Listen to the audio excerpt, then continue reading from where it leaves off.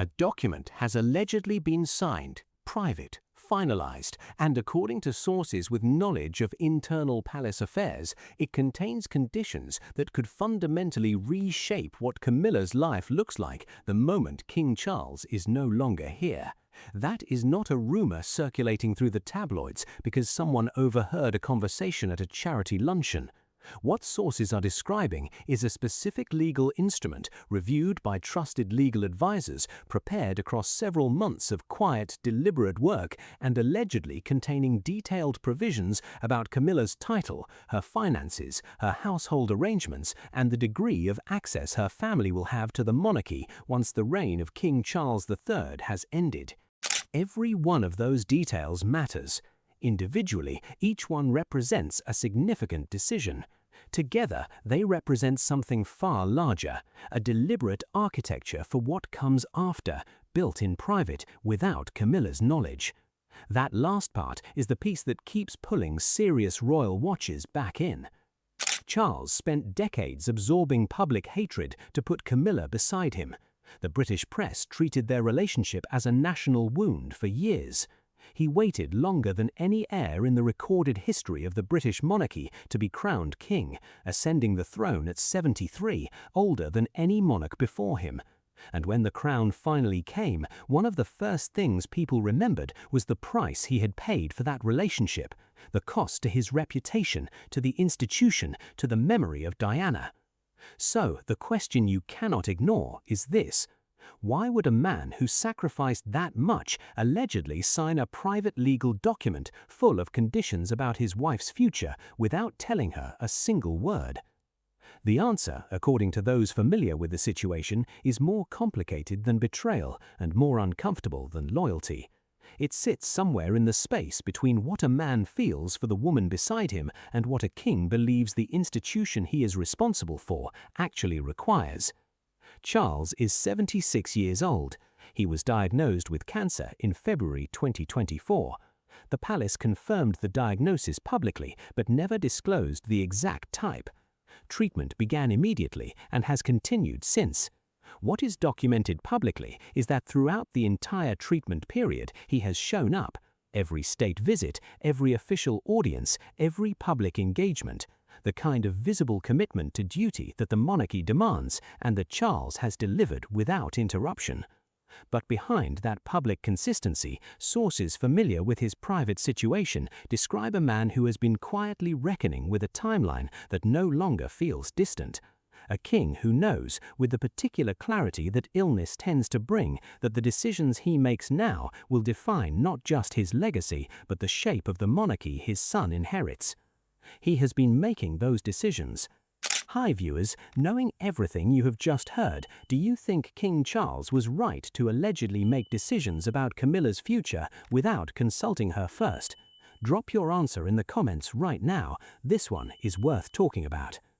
The evidence of that decision-making is already visible in the public record.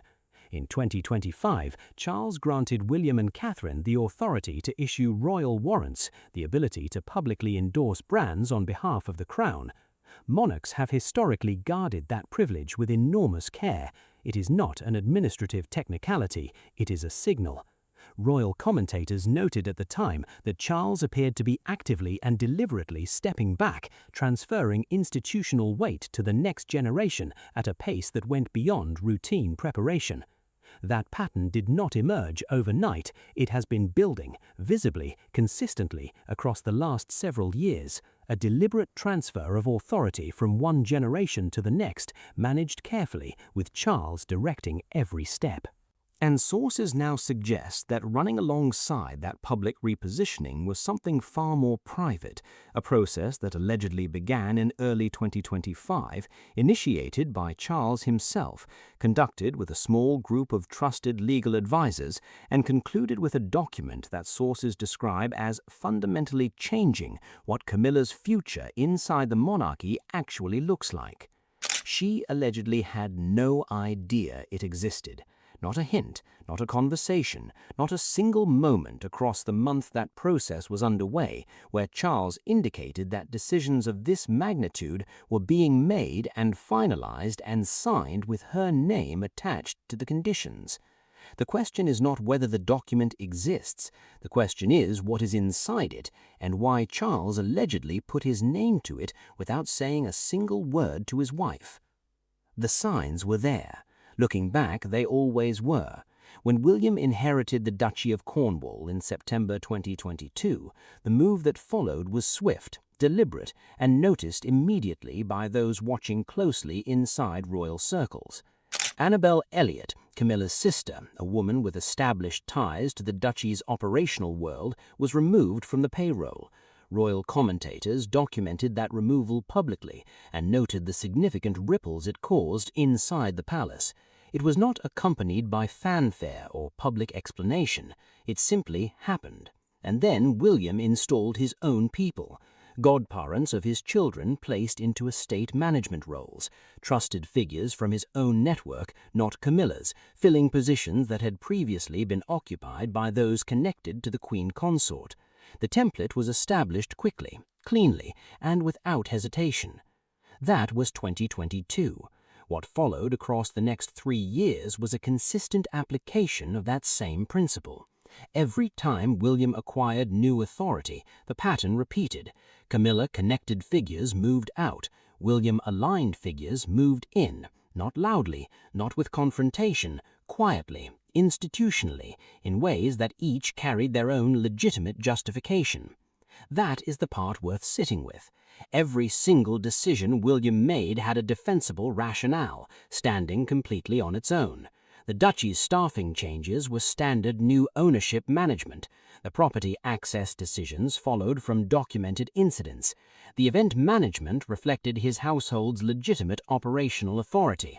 Individually, each action was explainable.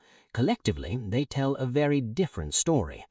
This is not the behavior of someone reacting. This is the behavior of someone executing a plan. Then came the Balmoral situation. Camilla's son, Tom Parker Bowles, allegedly accessed the estate without authorization. Princess Anne's legal response was immediate. William aligned with Anne completely, without hesitation, and permanent access restrictions followed.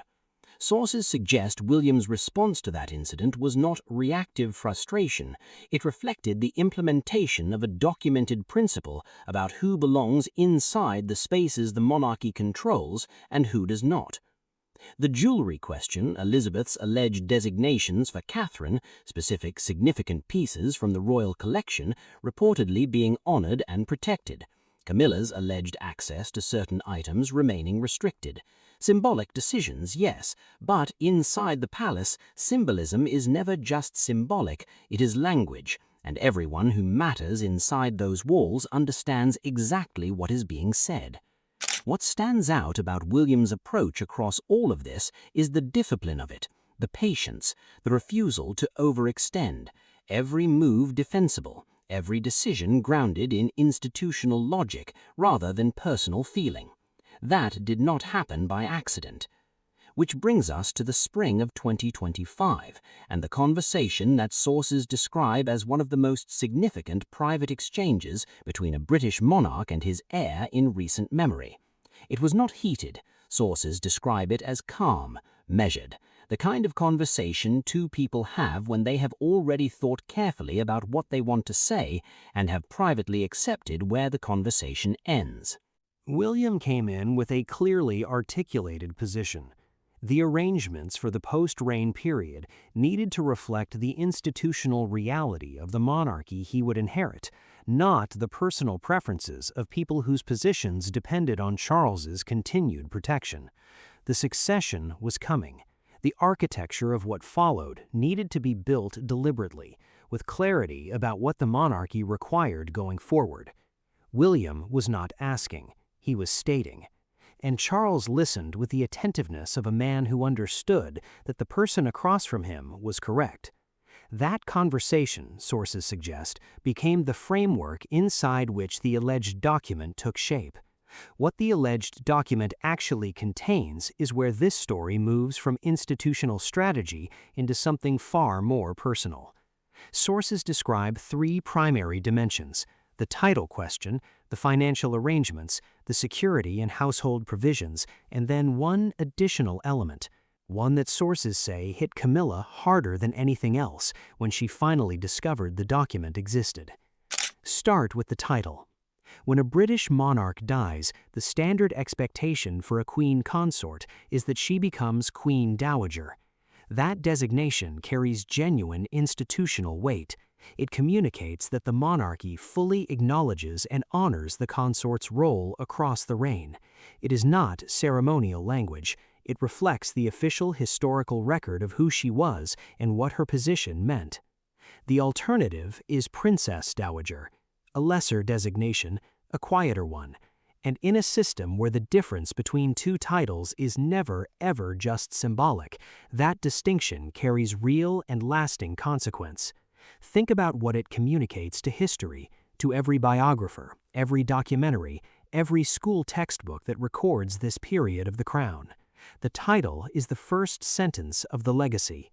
Sources suggest the alleged document addresses Camilla's post-reign title directly, in terms she would not have anticipated given her understanding of what automatically applies to a queen consort after her husband's death.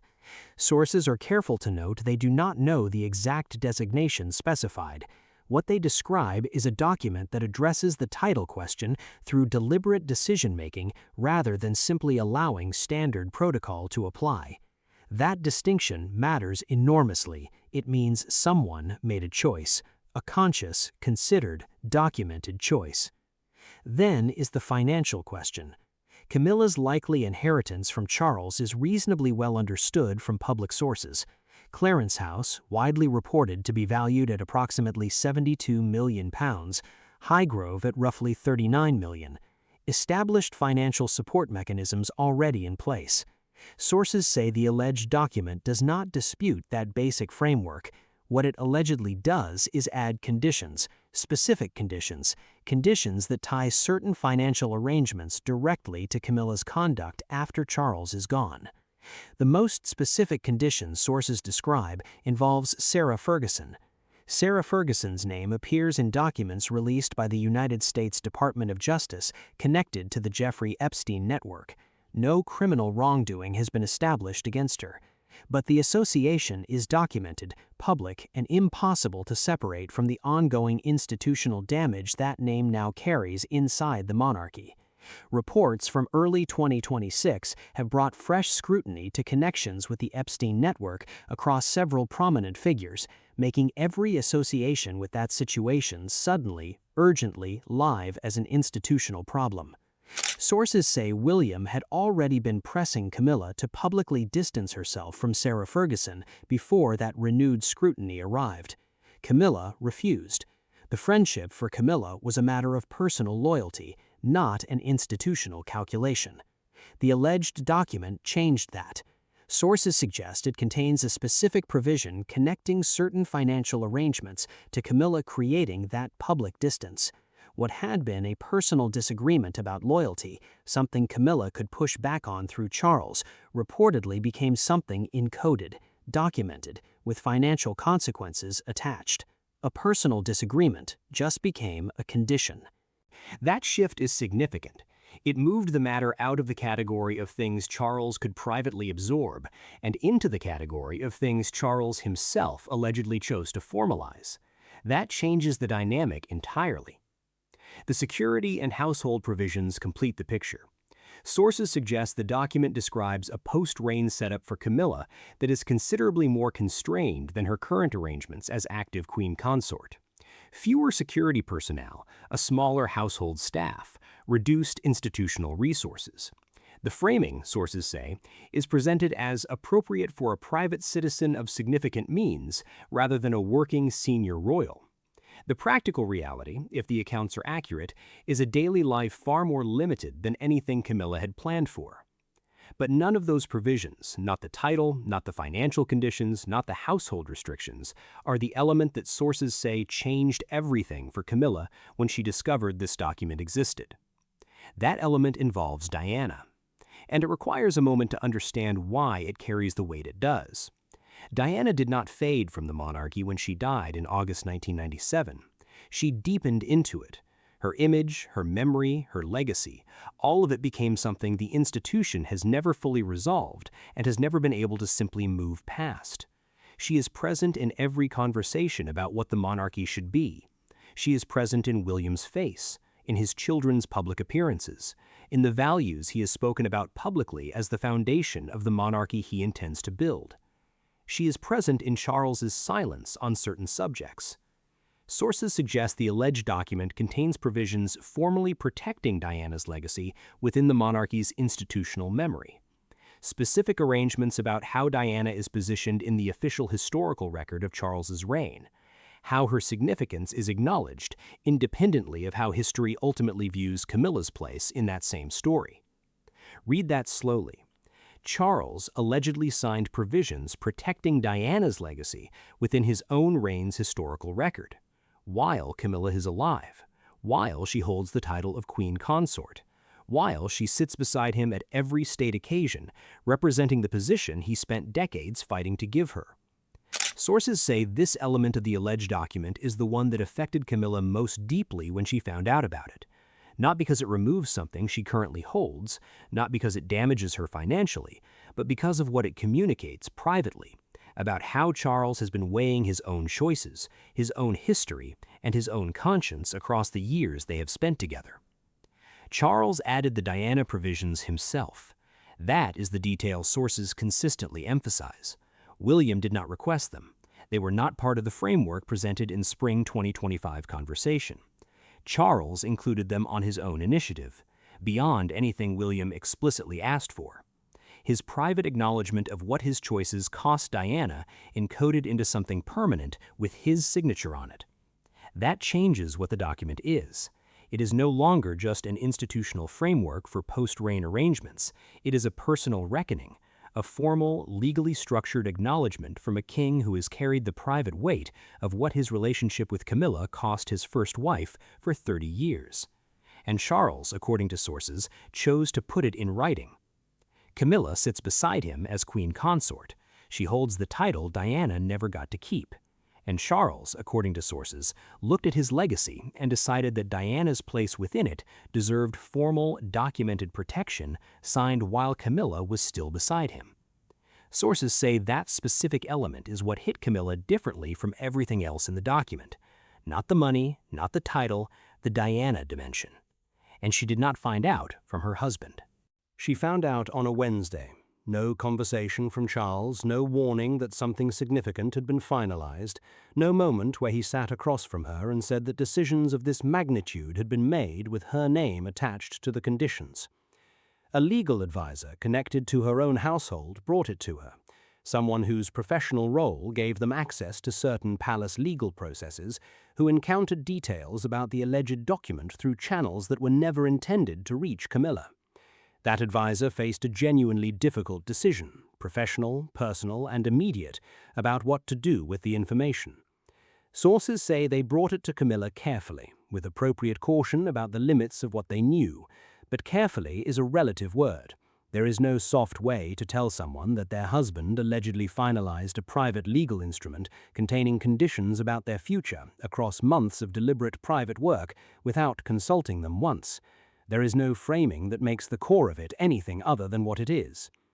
Sources describe Camilla's reaction in the hours following that conversation as more foundational, the particular kind of devastation that does not come from an external attack, not from an enemy making a move, but from discovering that the ground beneath you has a crack running through it you never knew was there, put there not by someone working against you, but the person you trusted most to keep you standing. She did not go to Charles immediately. Sources say she sat with the information first, processing what she had been told, working through its implications, deciding how to approach a conversation with her husband about decisions he had made without her knowledge across months of private consultations she had never been told were happening. When she did confront him, Charles did not deny it. He acknowledged the legal work, he acknowledged the post-reign arrangements.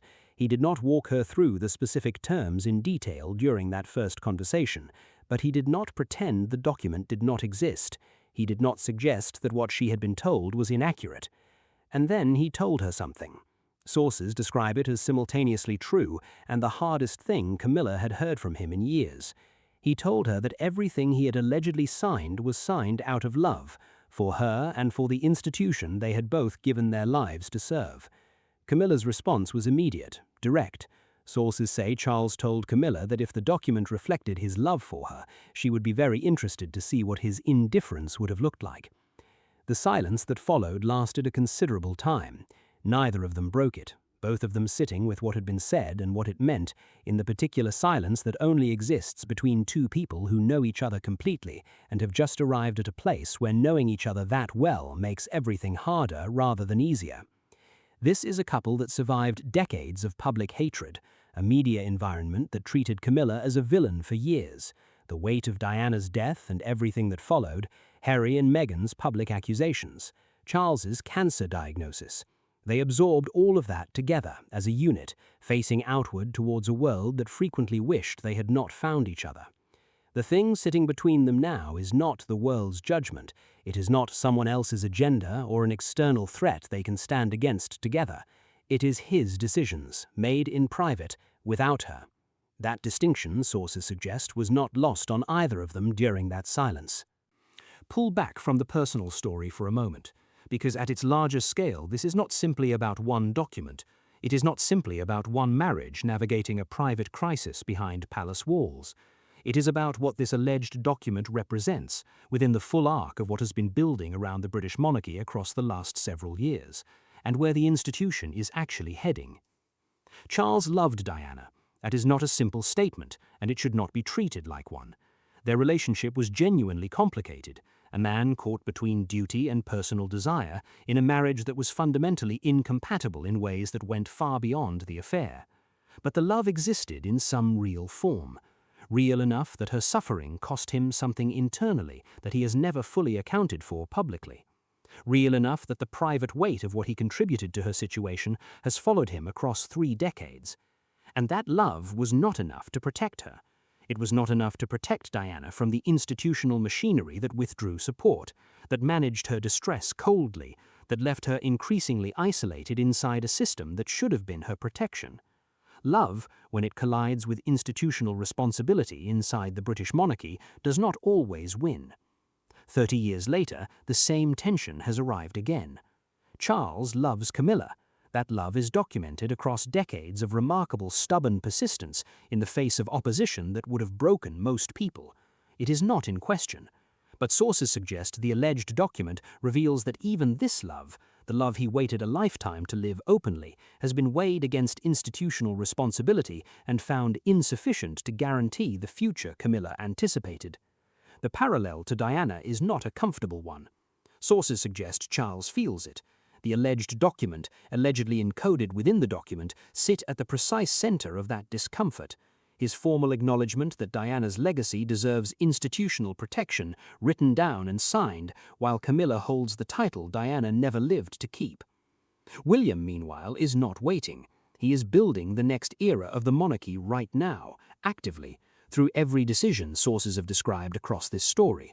The duchy restructuring, the estate access changes, the staffing decisions, the symbolic repositioning of jewelry, patronages, and occasion management, all of it pointing in the same direction, toward a monarchy organized around the direct line of succession, around William and Catherine, around the values Diana spent years inside the institution trying to embed and paid an enormous personal price for attempting. William is his mother's son, and that is becoming more institutionally visible with every passing month. The alleged document is, sources suggest, Charles's formal endorsement of that vision, his institutional signature on the era that comes after him, not just a set of conditions about Camilla's future, a declaration about which story the monarchy will tell about this period of its history and whose name sits at its center. Camilla will hold a title when the time comes. She will inherit Clarence House and Highgrove. She will have financial support, subject to whatever conditions the alleged document contains. Her place in royal history is real, documented, and cannot be removed. Nobody is suggesting otherwise. But the monarchy that follows Charles will not be built around her story. It will not carry her family's access structures forward into William's reign. It will not position her legacy as the defining narrative from this chapter of royal history. It will be built around Diana's sons and Diana's grandchildren, around a version of the monarchy that openly acknowledges what the institution cost Diana and attempts, deliberately and visibly, to be something different going forward. Charles allegedly looked at all of that. He understood what it meant for the woman beside him. He understood the personal cost of what he was signing, and he signed it anyway. Because that is ultimately what this story is about. Not scandal in the cheap sense of that word, but the oldest tension inside the British monarchy, the one that has never been resolved across centuries of royal history, the collision between what a person feels and what the institution demands. Charles loved Camilla enough to wait a lifetime. He loved the monarchy enough to sign a document that limits her future within it. Both of those things are simultaneously true, and the question that sits between them, whether that makes him a good king who made a painful institutional decision, or a man who repeated a pattern he should have recognized from the most painful chapter of his own life, is one that each person watching this story will answer differently. Which one you land on probably says something real about what you believe the monarchy is actually for, and who it is truly built to serve. What is clear is this: the monarchy is changing. The transition is already underway, and the decisions being made right now in private rooms, signed documents, and carefully managed institutional moves will define what the crown looks like for the next generation.